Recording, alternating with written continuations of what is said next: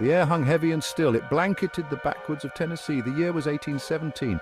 The place, Adams, a veil of mystery shrouded the land. Whispers danced on the wind. They spoke of unseen forces. They told of an ancient evil. This was no ordinary frontier. This was the hunting ground of the Bell Witch. The spirit world felt close here. The trees, gnarled and ancient, stood as silent witnesses. They had seen it all. The rustling leaves whispered secrets. They carried the weight of generations. Something wicked stirred in the shadows. John Bell was a respected man. He lived with his family on a fertile farm. Life was simple but good. They were a God-fearing family. They believed in hard work and honesty. Little did they know their world was about to change. Their homestead stood on the edge of the unknown. The Red River snaked through the valley. It was a place of both beauty and danger. The Bells were about to face a darkness they could never have imagined. Their story would become a legend. It would chill the hearts of generations to come. It began subtly. Unexplained noises echoed through the house. Footsteps creaked on the stairs. Objects moved on their own. The family dismissed it at first. They blamed it on the wind, they blamed it on animals, but the disturbances grew stronger. They became impossible to ignore. Then came the physical attacks. Invisible hands slapped and pinched the Bell children. Their sleep was disturbed by unseen entities. Fear gripped the family. They felt a cold presence in their home. Something evil had taken root. Rumors spread through the community like wildfire. Talk turned to witchcraft. An old woman named Kate Batts lived on the outskirts of town. She was known for her strange ways and her sharp tongue. Many believed she had a vendetta against John Bell. They whispered that she practiced dark magic. The accusations against Kate were based on fear and superstition. She was an easy target, but was she truly responsible for the horrors that plagued the Bell family? Or was something far more sinister at play? The entity, whatever it was, focused its attention on John Bell.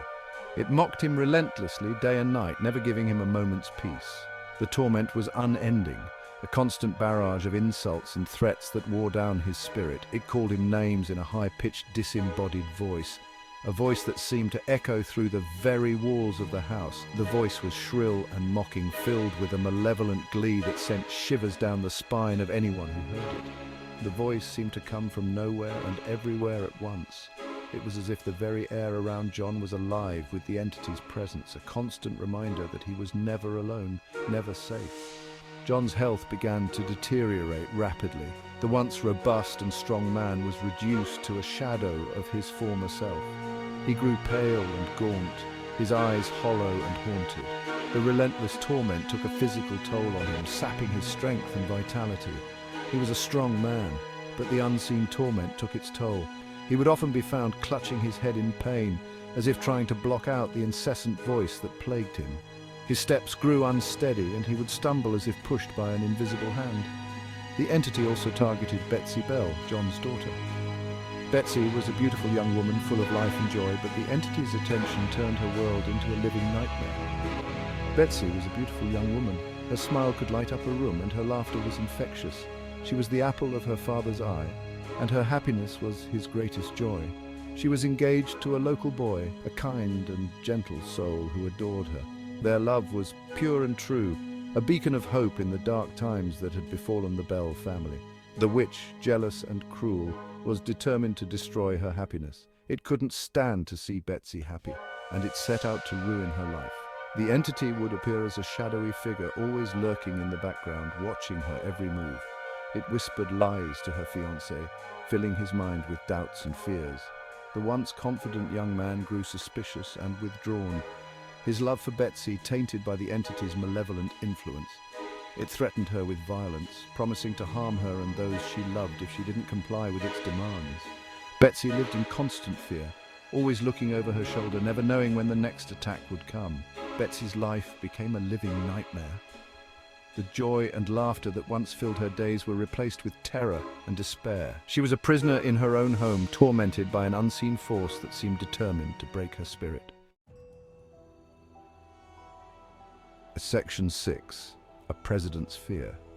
In the early 19th century, the legend of the Bell Witch haunted the rural community of Adams, Tennessee. This malevolent spirit was said to torment the Bell family, causing fear and fascination among the locals. Word of the Bell Witch spread far and wide. Stories of the witch's eerie activities reached every corner of the state, and soon people from neighboring regions were intrigued by the tales of supernatural occurrences. People came from miles around to witness the strange phenomena. They traveled on horseback and in wagons, eager to see for themselves the mysterious events that had captured the imagination of so many. Even General Andrew Jackson, a man of great courage and conviction, decided to investigate. Known for his bravery and leadership, Jackson was not one to shy away from a challenge, no matter how daunting it seemed. He arrived with a group of soldiers. These men, seasoned and battle-hardened, were ready to face whatever lay ahead. They believed their military discipline and experience would help them uncover the truth behind the rumors. They were determined to debunk the rumors. With a sense of purpose, they began their investigation, searching the farmhouse and surrounding area for any signs of trickery or deceit. They left, terrified and bewildered. Despite their initial confidence, the soldiers soon found themselves overwhelmed by the inexplicable events they encountered. Their courage faltered as the witch's presence became undeniable. The witch, it seemed, was no respecter of persons. It didn't matter that they were soldiers or that Jackson was a revered general. The witch's power was indiscriminate, affecting all who dared to challenge it. It taunted Jackson and his men. The spirit's malevolent actions grew bolder, as if mocking their attempts to maintain control and composure. It threw objects around the room. Chairs, books, and other items were hurled through the air by an unseen force, creating chaos and fear among the soldiers. It even turned over their wagon. The soldiers watched in horror as their means of transportation was upended by the witch's invisible hand, leaving them stranded and vulnerable. Jackson, a man who had faced countless battles, admitted defeat. Despite his many victories on the battlefield, he found himself powerless against the supernatural force that plagued the Bell farm. He fled the farm, convinced of the witch's power. The experience left a lasting impression on Jackson, a testament to the enduring mystery and fear that the Bell Witch inspired in all who encountered it. Section 7. The Curse Claims a Life. John Bell's health continued to decline. The doctors were baffled. They could find no medical explanation for his symptoms. The witch seemed to be draining his life force. One fateful morning, John Bell was found dead in his bed. A vial of strange liquid was found by his side. It was later determined to be poison. Had John taken his own life, or had the witch delivered the final, fatal blow? The mystery remains unsolved to this day. Section 8. The Witch's Legacy. The Bell Witch did not vanish with John Bell's death. Her presence lingered, casting a long shadow over the Bell family and the surrounding community. The eerie events that had plagued the Bell household were far from over. It is said that she returned to haunt the family several years later. The Bell children, now grown, reported hearing the same disembodied voices and experiencing the same terrifying phenomena that had tormented them in their youth. Then she disappeared as quickly as she had arrived. The sudden cessation of the hauntings left the family in a state of uneasy relief, always wondering if and when she might return. But her legend lived on. Stories of the Bell Witch spread far and wide, capturing the imagination of people across the country.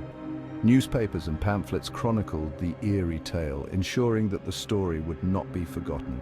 The Bell Farm became a place of pilgrimage. Curious onlookers and paranormal enthusiasts flocked to the site, hoping to catch a glimpse of the supernatural or to experience the chilling atmosphere for themselves.